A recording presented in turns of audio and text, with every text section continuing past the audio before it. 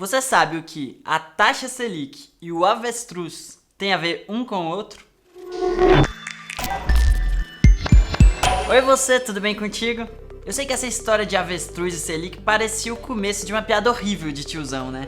Mas fica tranquilo, que hoje você vai aprender a proteger melhor o seu dinheiro. Pra gente começar essa conversa, você vai precisar entender o que é a taxa Selic.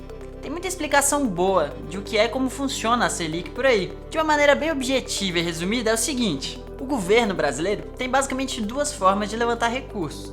A primeira delas é por meio de impostos. Só que concorda comigo que tem um limite para isso, né? Se os impostos aumentarem muito, a população não vai ter dinheiro para nada, todo o dinheiro vai para impostos e o país vai acabar degringolando e entrando em recessão. Por causa dessa limitação, entra a segunda forma, que é por meio da emissão de títulos de dívida. Isso nada mais é do que o governo falar o seguinte: olha, tô precisando de dinheiro emprestado. Quem aí quer emprestar dinheiro para mim? E quem me emprestar esse recurso agora vai receber no futuro o que me emprestou e um troquinho a mais, definido por uma taxa. A taxa que define esse troquinho a mais é a chamada taxa Selic.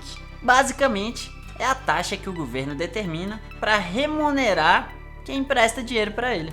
Como o risco do governo não pagar suas dívidas é considerado o menor de uma economia, chamado risco zero, a Selic é a taxa básica de juros do país. A partir da Selic, as demais taxas da economia são definidas. Então, quando a Selic muda, as outras taxas costumam mudar junto também.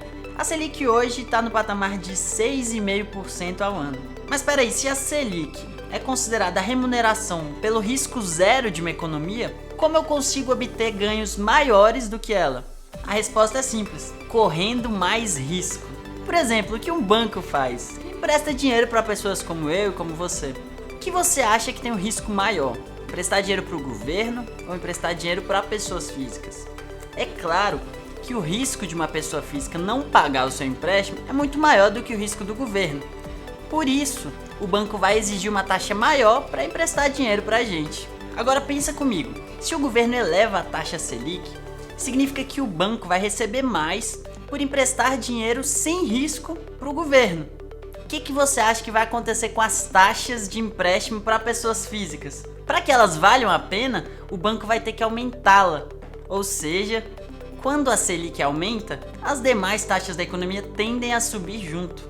Risco e retorno andam sempre lado a lado. Se o risco é baixo, como por exemplo de emprestar dinheiro para o governo, a expectativa é que o retorno também seja baixo. Agora, se você vai aceitar correr um risco maior, a sua expectativa é de que o retorno também possa ser maior, senão não faria muito sentido correr aquele risco, certo? Em todo investimento, há uma expectativa de ganhar dinheiro, certo? Na renda fixa você empresta o seu dinheiro para alguém e espera receber aquele dinheiro lá na frente, corrigido por uma taxa. Na renda variável, você, por exemplo, compra uma ação e espera que aquela empresa vá bem nos próximos anos e que o preço das suas ações suba, que você receba dividendos, enfim, há sempre uma expectativa de ganhar mais dinheiro do que se investiu. Mas, de novo, sempre que há uma expectativa de retorno maior, certamente haverá também um maior risco envolvido. E por que é importante falar disso novamente? Porque você passa a entender que o que há uma expectativa de ganho. Ninguém pode te prometer nada. Se alguém faz isso e te promete, já significa uma desonestidade intrínseca e uma falta de transparência, então já fica ligado. Então a expectativa de ganho sempre existe, mas a garantia do seu retorno no futuro é algo que não pode ser prometido. E agora que você já sabe o que é a taxa Selic, entra na história o avestruz. Talvez você se lembre de uma oportunidade que surgiu lá nos anos 2000 chamada Avestruz Master. Foi uma pirâmide financeira das mais famosas no Brasil.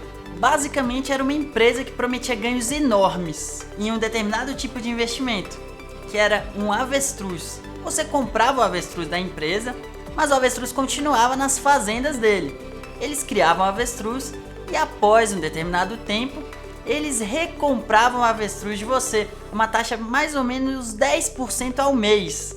E eles revenderiam essa carne para o exterior ou para onde quer que fosse. Mas essas promessas de ganho muito elevado chegaram aos ouvidos dos investigadores.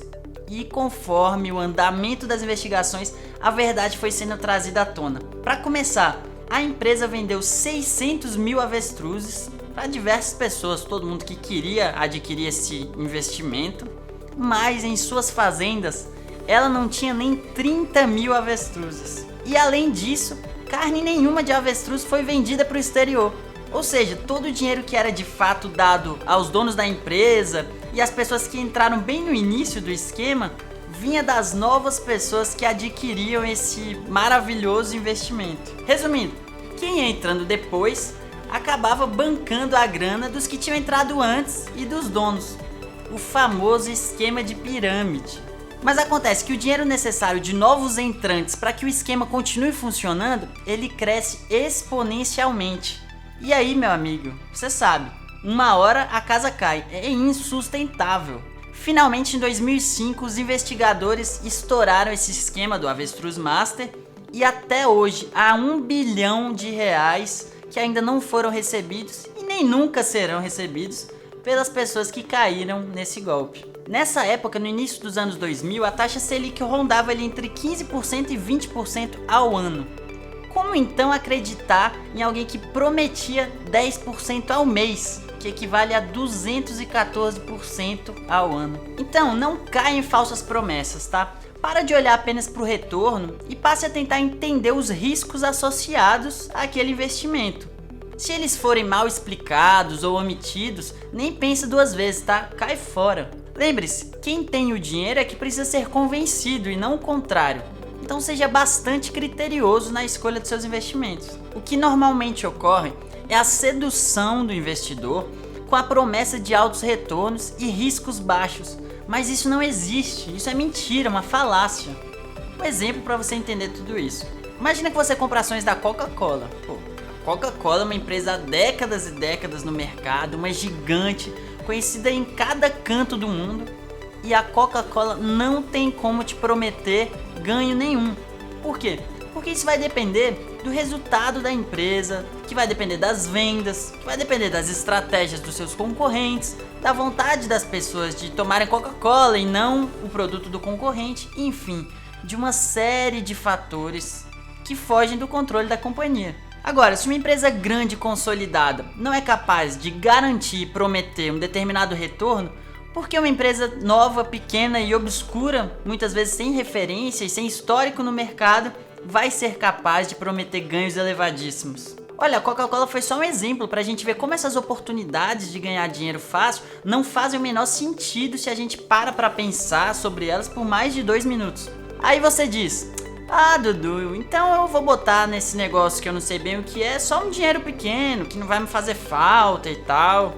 Olha, a escolha é unicamente sua, mas lembre-se que a partir de agora, após ver esse vídeo, você sabe que todas essas oportunidades de ouro não apenas são impossíveis, como também são desonestas. Se ainda assim você escolher entrar no esquema desse, você pode até ganhar dinheiro por um tempo, mas depois você vai perder.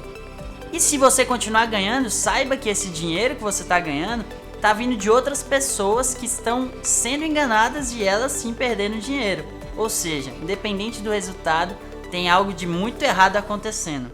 E quem vê e identifica uma fraude e ainda assim escolhe participar dela, passa a ser cúmplice.